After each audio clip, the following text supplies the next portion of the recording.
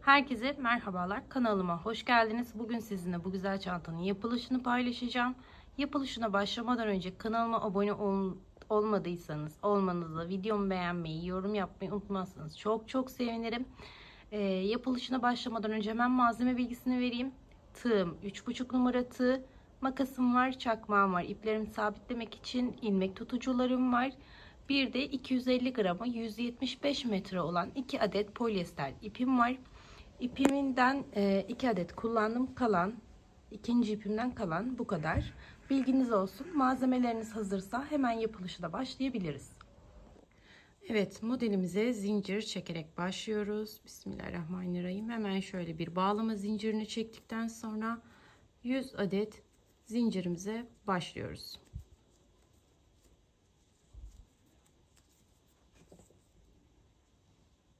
Zincirimize çektikten sonra zincirimizin ön yüzüne herhangi bir işlem yapmayacağız.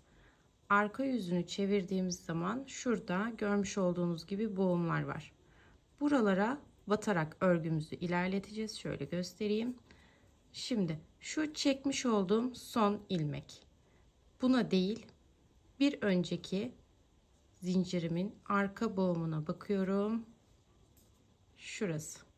Buraya batarak ilk kaydırma işlemime başlıyorum. Dediğim gibi son çektiğim zincire değil, bir öncekinin arkasına batarak hemen arkasını çeviriyorum ve boğuma batıp içerisinden ilmek çıkarıyorum ve iki ilmeği birbirinden geçiriyorum. Sırasıyla tüm boğumları takip ederek kaydırma işlemini yapacağım.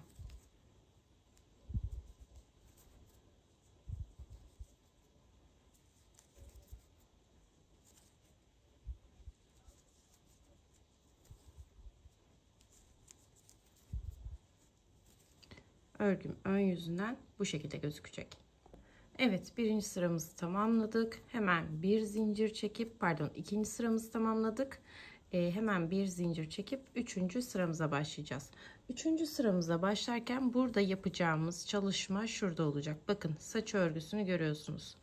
Burada arkadaki tek ilmeklere batacağız. Öndeki ilmeklere değil, arkadaki ilmeklere batarak sıramızı devam ettireceğiz. Şu an ilmeğimi görüyorsunuz. Hemen dibindeki ilk ilmeğime batarak ilk kaydırmamı yapıyorum. Totalde 3 tane yapacağım. Şu an ben birinciyi yaptım. Yanına ikinciyi ve üçüncüyü yaptım. 3 kaydırmamı yaptıktan sonra 5 adet zincir çekiyorum. 1, 2, 3, 4 ve 5. Hemen alt sırada ilmeğimi sayıyorum ve 6. ilmeğime batışımı gerçekleştiriyorum. 1, 2, 3, 4, 5, 6. Buraya ilk kaydırmamı yapıyorum ve bunu bir kaydırmadan sayıyorum. Totalde yine 3 kaydırma yapacağız. Bu birinci olmuş oldu. Yanına ikinci, yanına üçüncü. Model bu şekilde ilerleyecek. 3 kaydırma, 5 zincir, 6.'ya batış, 3 kaydırma. Tekrar 5 zincirimizi çekelim. Hemen alta geçiyorum. 1, 2, 3, 4, 5 ve 6. ilmeğime batıp ilk kaydırmamı yapmış oluyorum. Bunu dediğim gibi birden sayıyorum. Yanına hemen ikinci kaydırmam, yanına üçüncü kaydırmam. Bakın, görünüşü bu şekilde. Bir tane daha yapalım. 1, 2, 3, 4, 5 zincirimi çektim. Örgümü çevirdim. 1, 2, 3, 4, 5. 6.'ya batış. Bunu ilk kaydırmadan sayıyoruz. Yanındakine 2. Yanındakine 3. kaydırma. Evet, sıramızın sonuna kadar bu şekilde ilerleyelim. Evet, sıramın sonuna kadar çektim. 5 tane zincirimi çektim. Bir kaydırmamı yaptım. Hemen ikinciyi yapıyorum. Ve son üçüncüyü yapıyorum. Bir zincir çekip 4. sıram için örgümün ters yüzünü çeviriyorum. Yine burada her sırada göstermeyeceğim. Son kez göstereyim. Her sırada hep arka ilmeklere kaydırmalar yaparak ilerleyeceğiz. Bunu unutmayalım. Bir zincirimi çektikten sonra beni karşılayan ilk ilmeğime hemen kaydırmamı yaparak 4. sırama başlıyorum. 4. sırada hiçbir işlem yapmayacağız. Sadece her ilmeğin tepesine birer adet kaydırma yaparak sıramın sonuna kadar ilerleyeceğim. Bakın şu an 5 zincirlik alandayım. Yine onu da böyle arkasını çevirerek tutuyorum ve arka ilmeğine kaydırma yapıyorum. Bakın gördüğünüz gibi devam ediyorum. Yani 3 kaydırma yaptığımız alanda veya 5 zincir çektiğimiz alanda vesaire hiçbir farklılık olmayacak. Direkt sırasıyla tüm ilmek tepelerine birer kaydırma yaparak devam edeceğim. Bu şekilde. Sıramın sonuna kadar geldim. Hemen bir zincir çekip 5. sırama başlıyorum. Şimdi burada bir zincir çektikten sonra bakın alt sırada 3 adet kaydırma yapmıştık. Artık kaydırmalı olarak yani şuradaki motifi bu tarafa almak istediğim için burada 3 kaydırma yapmıştım. Dediğim gibi bu sırada 7 kaydırma yapacağım. Bir zincir çektikten sonra hemen yandaki ilmeğime batıyorum ve ilk kaydırmamı yapıyorum. 1 2 3 4 5 6 ve 7. Şimdi 5 zincir 1 2 3 4 5. Kameraya da çarpmasam. Hemen alttan sayıyorum. 1 2 3 4 5. 6. ilmeğe batış. Birinci kaydırmamı yapmış oldum. Yanına hemen ikinci kaydırmamızı yapacağız. Yanına üçüncü kaydırmamızı yapacağız. Tekrar 5 zincir. Hemen 6 tane sayıyoruz. 1 2 3 4 5 6. İlk kaydırmamızı yapmış olduk. 1 2 ve 3. Evet, hemen şöyle göstereyim. Şu an dediğim gibi 5. sıradayız. 7 adet kaydırma işlemini yaptıktan sonra 5 zincir çektik. 6. ilmeğe battık. 3 adet kaydırma, 5 zincir çektik. 6.'ya yine başladık. Bu sırayı da bu şekilde ilerletelim. Evet, zincirimi çektikten sonra kapatırken birinci kaydırmamdan sayıyordum zaten. Hemen şöyle 2 3 4 5 6 ve 7. kaydırmamı yaparak sıramı bitirmiş oldum. Bir zincir çekip bir üst sıraya geçeceğim. Bu sırada ne yapıyorduk? Yani mantık şöyle: bir sıra zincirli alanı yapıyoruz. Bir sıra komple kaydırma yapıyoruz. Şu an bu sıra komple kaydırma sıram. Hemen bir zincirimi çektikten sonra ilk ilmeğimin tepe noktasına batarak sıra boyunca kaydırma işlemi yapacağım.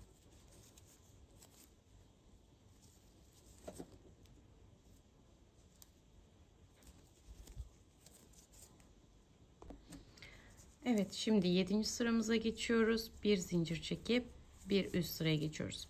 Şimdi ilk motifimizi oluştururken 3 tane kaydırma ile başlamıştık. İkinci de 7 tane ile. Şimdi yine 3 kaydırma ile başlayacağız. Bir sonraki sırada 7 kaydırmayla 3 7 3 7 şeklinde gidecek. Hemen bir zincir çektikten sonra beni karşılayan ilmek tepeme birinci kaydırmamı, ikinci kaydırmamı ve üçüncü kaydırmamı yapıyorum.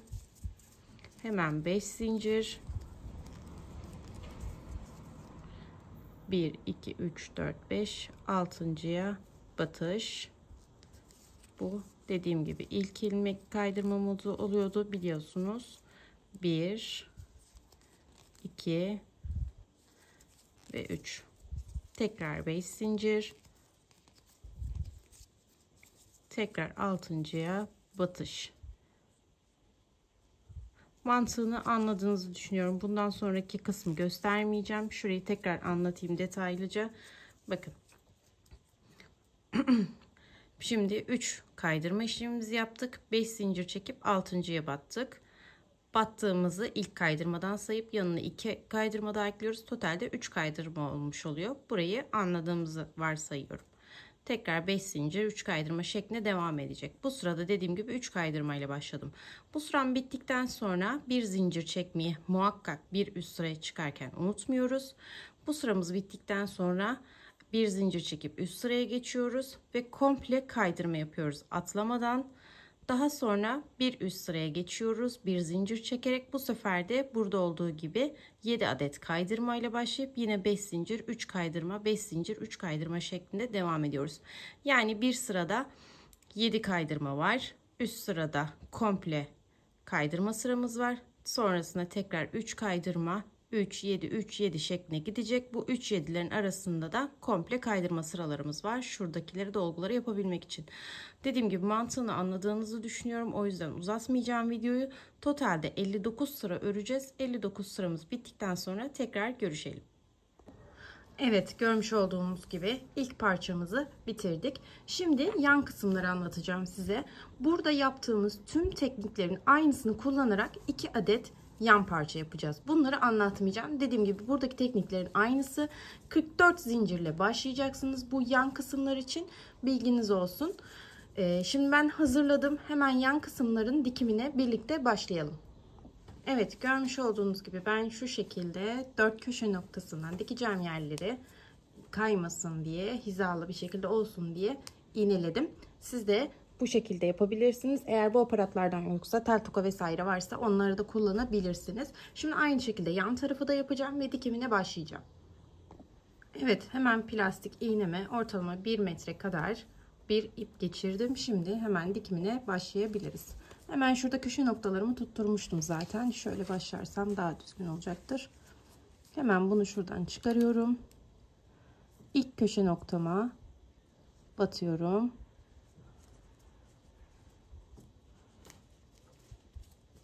Ucunda biraz ip bırakacağım ve onu içeriden yürüteceğim. Evet, şöyle bunu da şuradan yürüteceğim. Şimdi hemen şöyle göstereyim, bakın. Şunu bir saklayayım. Karşılıklı olarak dikim yapacağım. Üstteki ilmeklerimi kullanacağım, bakın. Bu şekilde bir buradan alıyorum.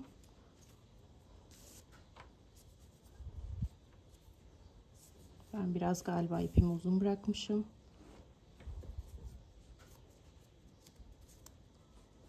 Evet. Şimdi hemen diğer ilmeğe geçiyorum. Karşıdan alıyorum. Bir alttan bir üstten üstteki ilmeklerimi geçiriyorum. Şimdi alttan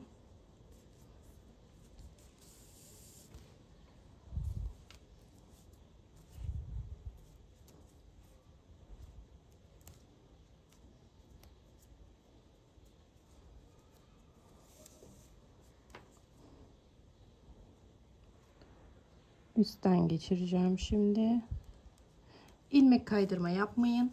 Dikişiniz muntazam olsun. Alttan ipinizi yürütmeyi unutmayın. Evet. Şimdi bu şekilde bu tekniği kullanarak bu şekilde döneceğim ve şu köşe noktasına kadar geleceğim. Evet, çantamızın kenar dikme işlemlerini yaptık. Ucunda bıraktığımız ipleri alttan iğnemizi yürüterek sakladık. Şimdi sap kısmına geçebiliriz. Askı kısmı için hemen şöyle bir bağlama zincirini çektikten sonra 2 adet zincirimizi çekiyoruz. Hemen dibindeki ilmeğe batıyoruz. Bir ilmek çıkarıyoruz. Hemen ilk çekmiş olduğumuz zincire batıyoruz. Bir ilmek çıkarıyoruz. Şu an 3 ilmeğimiz var. Üçünü bir kere de çekiyoruz. Şimdi örgümüz bu şekilde. Bunu çevirdik. Hemen bakın. Şöyle göstereyim size. İlk önce şuraya giriş yapacağız. Sonra da şuraya giriş yapacağız. ilmeğimi biraz uzattım. Bakın şöyle baktığınızda hemen tekrar göstermek istiyorum. İpim koyu renk diye zorlanabilirsiniz. Bakın örgümün ön yüzü, hemen şöyle çevirip tuttuğum zaman şurada bir boğum var. Bakın şuraya birinci batışımızı yapacağız. Şu hemen altındaki yere de ikinci batışımızı yapacağız. Battım, bir ilmek çıkardım, hemen yana battım, bir ilmek çıkardım, 3 ilmeğim var, üçünü bir kere de çektim. Hemen çeviriyorum. Artık bakın bu sıradan itibaren şurada kenarda çevirdiğimizde 1 2 3 adet ilmeğimiz var. Hemen şöyle yapacağız. İlk ilmeğimize batacağız, bir ilmek çıkaracağız, geri kalan 2 ilmeğe batıp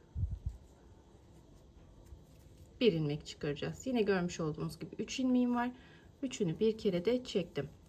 Örgümü ters çeviriyorum. Yandaki 3 ilmeğimi görüyorsunuz.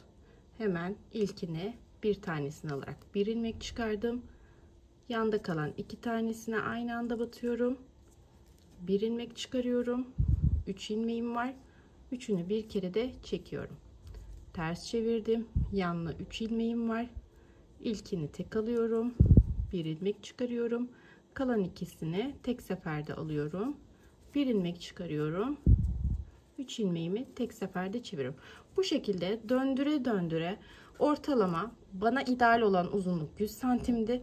100 santim uzunluğunda 2 adet askı yapacağız. Bu şekilde görünecek askımızın bitmiş hali. Askılarımızı tamamladıktan sonra geçirme işlemi için tekrar görüşelim. İlk çanta askımı ben şu şekilde geçirdim. Şimdi size nasıl yapacağınızı göstereceğim. Hemen örgümün arkasını çeviriyorum. Askımı alıyorum. Şöyle bir uzattım.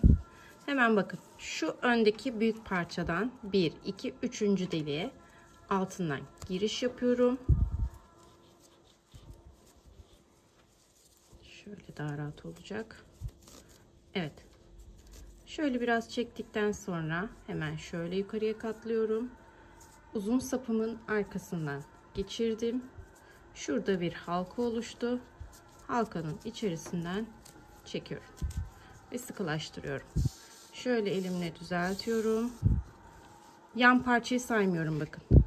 1 2 3 öndeki büyük parçanın 3. deliğine giriş yapıyorum.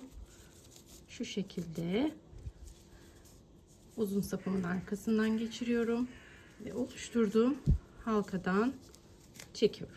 Şöyle de sıkılaştırıyorum. Evet, çantamızı bu şekilde tamamladık. Ben içerisine bir de kesik kullandım. Siz isterseniz astar da dikebilirsiniz. Çantamızın yapılışı bu kadardı. Beğendiyseniz kanalıma abone olmayı, videomu beğenmeyi unutmazsanız çok çok sevinirim. Şimdiden yapacak olan herkesin eline emeğine sağlık. Hoşça kalın.